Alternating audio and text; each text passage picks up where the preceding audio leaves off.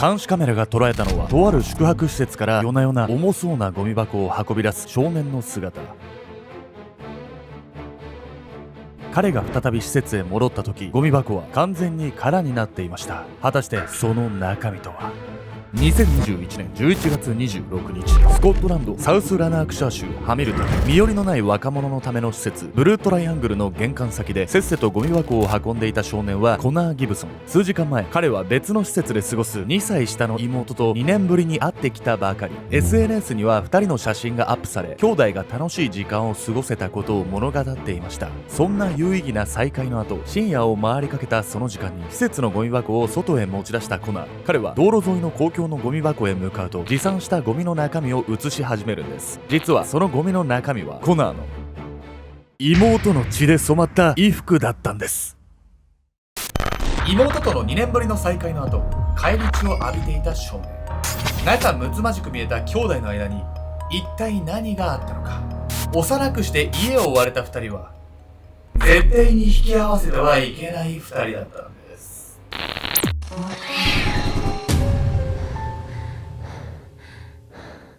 おさすけんちゃんです。いや、みやみかんな。あとファスティングしたことある？ファスティング？ないっすね、一回も。私なんか5日間ぐらい水だけ生活とかやったことあるんだけど、なんか前やってたもんね。そうそう。お肌結構綺麗になったり頭が冴えたりすごいいいんだけど、ちょっと聞いて本当って思って視聴者のみんなにも聞きたいんだけど、高城剛さんっていう沢尻エリカの旦那さんもすごい健康法をやってるらしくって、どんなやつ？断食して糖をエネルギーに変えるんじゃなくて、脂質をエネルギーに変える体になった瞬間に MCT オイルっていうなんかよくわかんないオイルをぶち込むと脳の油が入れ替わるらしいの。脳の油が入れ替わる？脳にそんな油あるの？そうするとすっごいもう頭がうわーってなんかゾーンみたいな状態になっちゃうんだって。そういうのってもう自分でやってみるしかないじゃない。ちょっと今度やってみて。やだよ。なんで俺ぶっつけ本番なの？今回はスコットランドで起きた非常に胸が痛くなるような事件なんです。この事件はとある少年が2年ぶりに再会した妹を殺害してしまうというね、本当に痛ましい事件なんです。2年も会ってなかったってことでしょ、身内なのに。でも確執があったんじゃないの？これですね、2年会っていなかったのは仲が悪かったからっていうわけじゃないんですよ。複雑な家庭事情があったんです。久しぶりに兄に会えることを楽しみにしていた妹。しかし兄は兄弟としては到底信じられない行動で彼女を裏切ってしまうんです。消された妹。2021年11月26日、スコットランドサウスラナークシャー州ハミルトン。夜10時頃、街の中心に位置する公園へ向かっていた少年はコナー・ギブソン。彼の隣では妹のアンバーが嬉しそうに笑みを浮かべています。元気そうで安心した。肩まで伸ばしたブロンドの髪を揺らしながら兄の顔を覗き込むようにしてそう言ったアンバー。彼女は SNS にマイビッグブラザーと文字を入れた兄とのツーショット写真をアップし、すっかりご満悦の様子。それほどアンバーが浮かれているのは、兄コナーと会うのが実に2年ぶりだったため、2人は家庭の事情でそれぞれ別の施設に入居していましたが、この日は珍しく兄のコナーがアンバーを誘い出したんです。すごいいい雰囲気に見えるんだけど、お兄ちゃんが妹を殺しちゃうんでしょ？そうなんです。この後、兄コナーは施設に戻るんですけれども、そこでの行動は兄弟の間に良くないことがあったことを如実に物語っていたんです。2人が公園へ向かって1時間半が過ぎた頃、さっき彼らが通ったその道には家路に着く兄コナーの姿が。ただその隣に一緒だったはずの妹アンバーはいません。彼は確かに一人きりで自分の施設へ続くその道を歩いていました。不気味だったのはコナーが滞在している施設ブルートライアングルへたどり着いたその後の振る舞い。コナーは施設へ入っていったかと思うとすぐ大きなゴミ箱を持ってまた玄関先へ出て行きました。そしてそのゴミ箱を道路沿いの公共のゴミ箱まで運ぶと中のゴミを移し出したんです。空になったゴミ箱を再び施設に持ち帰ったコナー。この後彼はすぐにアンバーが暮らしている別の施設へ電話をかけたんです。妹と久しぶりに会って喧嘩になったんです。ちゃんと帰ってるか心配で。この2日後、妹のアンバーは最悪の形で発見されるんです。11月28日、ハミルトンの街の中心に位置する公園には何人もの警察官が集まり、ただならぬ空気に包まれていました。この日見つかったのは茂みに隠されていた少女の遺体。そう、2日前にこの公園を訪れていたアンバー・ギブソンのものでした。彼女は最後に会っていた兄コナーに性的暴行の末殺害されていたんです。全裸のアンバーの傍らには引き裂かれた彼女の下着が。遺体は頭部や顔を殴打され、最後は絞殺されたものと判明しました。そして兄コナーはすぐに警察の捜査対象に。事件当日のアンバーの SNS 投稿、施設の職員や周囲の友人の証言、現場付近の監視カメラ映像などから彼の犯行は疑いようもなかったんです。警察がコナーの持ち物を調査すると、彼の服や靴にはアンバーの血痕が。コナーは事件当日、施設のゴミ箱に血のついた T シャツや短パンを入れ外へ処分しに行っていたのですが、全ては処分しきれていなかったんです。さらに現場に落ちていたアンバーの下着からは兄コナーの DNA が検出。逮捕された彼に言い逃れの余地は皆無でした。性的暴行？妹をそういう目で見てたってことなの？しかも鈍器で殴りつけて無理やりでしょ？どういう経緯でそうなったのかよくわかんないわよ。はっきりと動機は語られてはいないんですけれども、彼らの家庭環境から推測することはできるんです。実はこの兄弟、引き離されるべくして引き離されていたんです。光と影。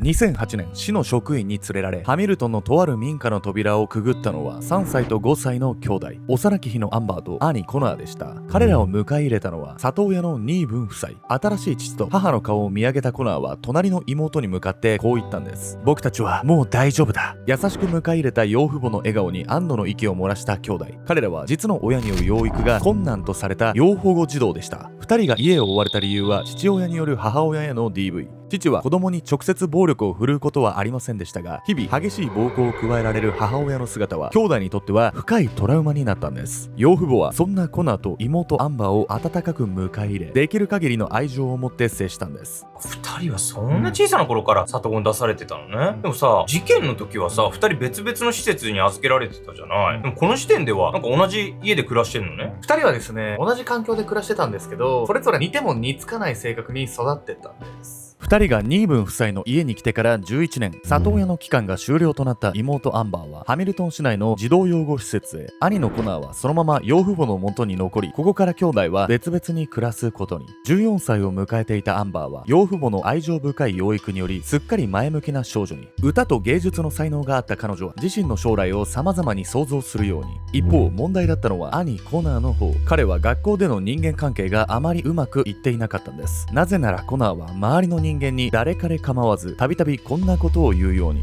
おい、お前殺すぞ。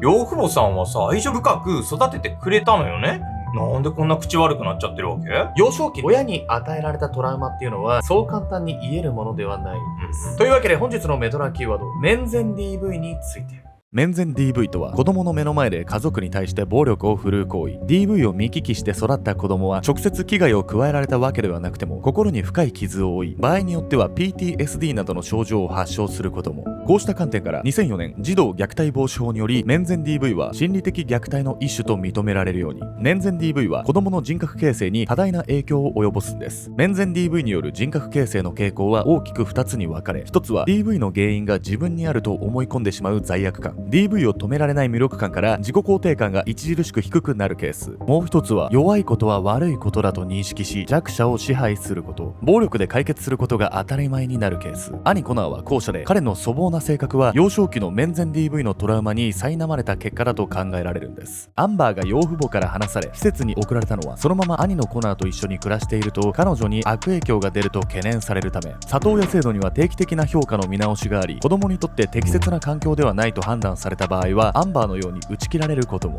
こうして約2年を別々の環境で過ごすことになったアンバーと兄コナー。やがて18歳を迎えたコナーは養父母の元を離れ、身寄りのない若者のための施設ブルートライアングルに入居。この後アンバーはそんな兄と2年ぶりの再会を果たすわけですが、その頃のコナーには完全に犯罪者としての人格が出来上がっていたんです。そして実はこの最悪の再会の前にも彼女はある悲劇に見舞われていたんです。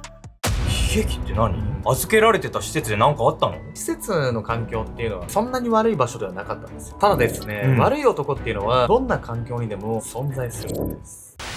3度もてあそばれた少女。2021年6月上旬、少女アンバーはハミルトンからほど近いボスウェルのホームレス向けの施設で目を覚ましました。ここはどこ？アンバーが覚えているのは、昨日ボスウェルで3人の男性と知り合ったこと。そしていつの間にかその見覚えのない施設で眠ってしまっていたアンバーは、すぐにそのうちの一人に何かされたことに気がつきました。なぜなら布団の中の彼女は下着すら身につけていなかったから。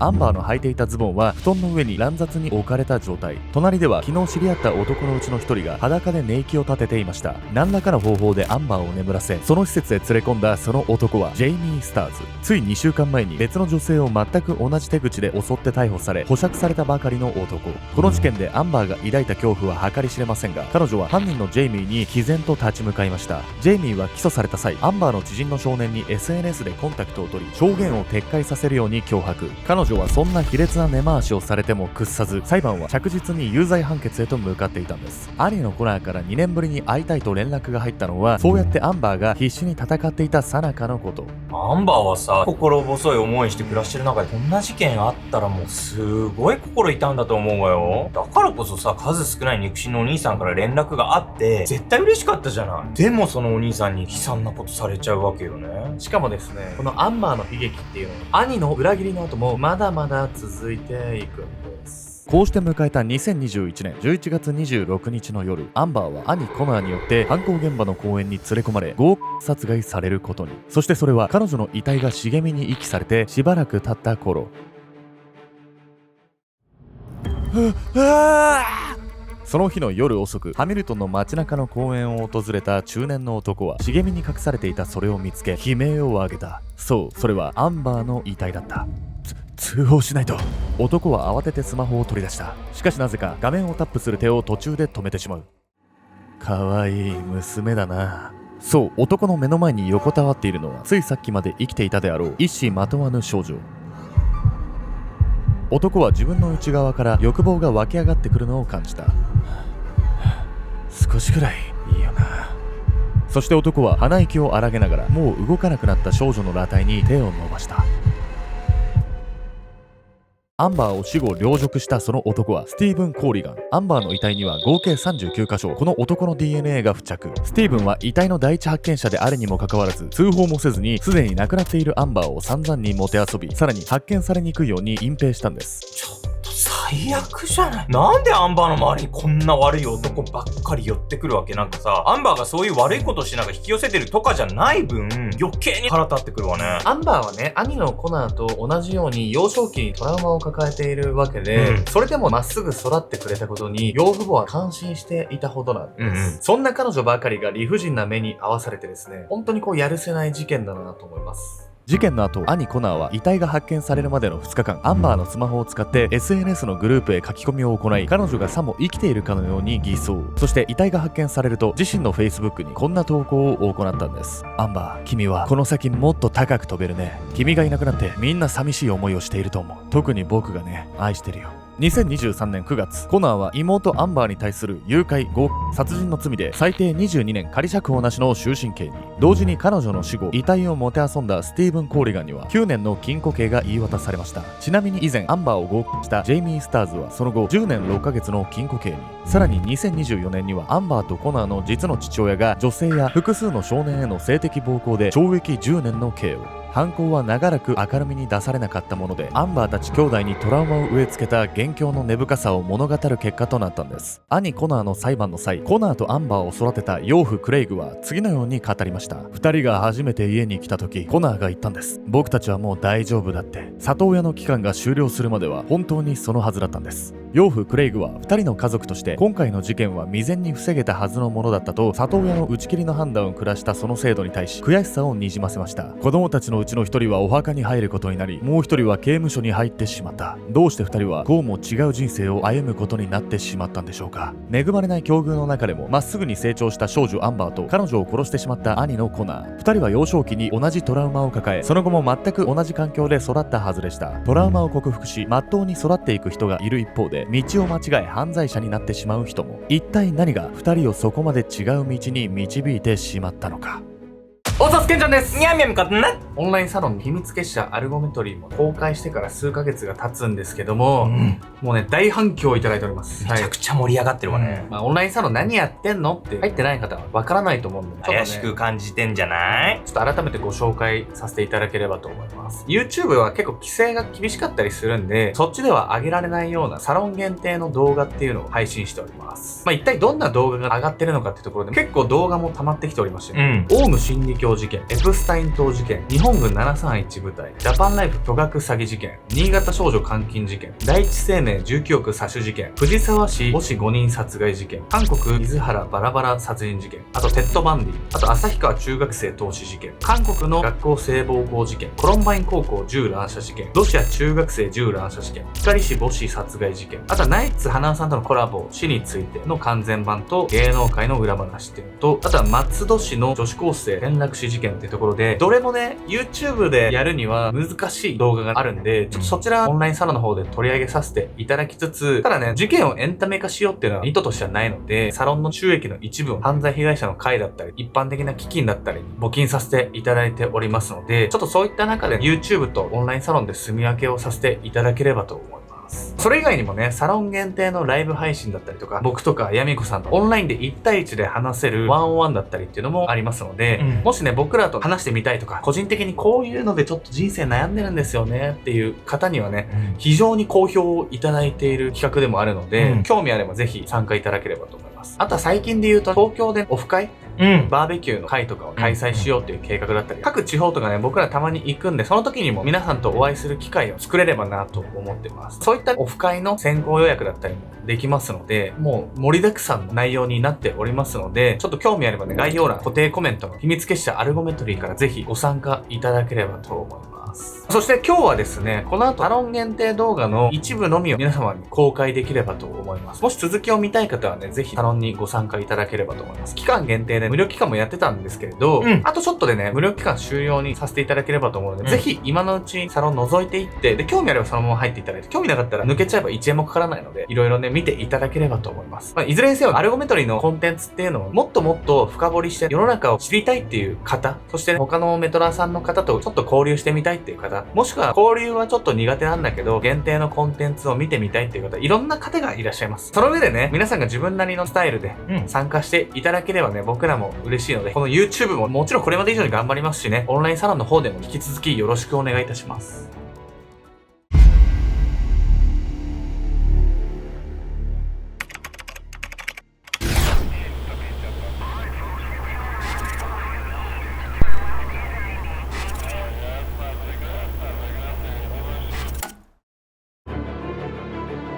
2ヶ月で9人をアパートに招き殺害した男。常に惰性に生きてきた男が多数の人間を手にかけた理由とは。2017年8月23日、神奈川県座間市、三角屋根のこじゃれたアパートを訪れたのは一組の男女、白石貴弘と女性 A さんの2人でした。お金ありがとう、助かったよ。細い垂れ目にシワを寄せ、人の良さそうな笑みを浮かべた白石。彼は A さんと2人でそのアパートを契約したばかりで、初期費用を彼女に立て替えてもらっていたんです。白石は玄関の扉を押さえ、真摯に A さんを部屋の中へエスコート。傍目に見れば、ここから2人の楽しい同棲生活が幕を開ける、そんな風に見えていました。しかし実のところ、白石は A さんとカップルではないどころか、出会ってまだ5日の関係性。それにもかかわらず A さんは白石に完全に心を許していました。そして彼はここから A さんのおかげで手に入れたその部屋で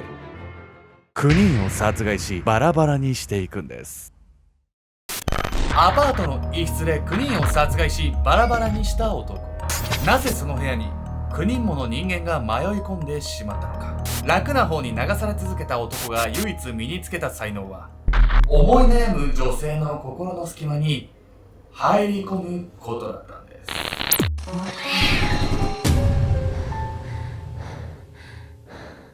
この動画の続きはオンラインサロン秘密結社アルゴメトリーでご視聴ください。